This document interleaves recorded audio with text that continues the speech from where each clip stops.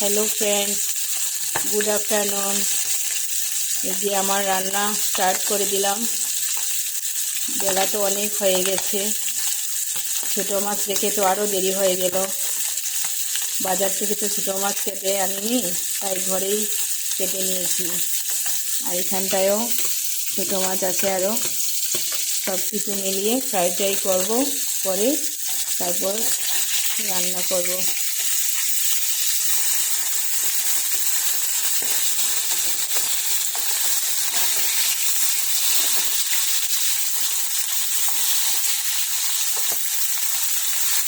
আমার তো এরকম মাছ চচ্চড়াও ভালো লাগে, তারপর ভাজাটাও ভালো লাগে। মাছটা যখন মাছ ভাজা দিয়ে খাওয়া হয়ে যায় আমার একটু ফেভারিট আমার এই মাছটা।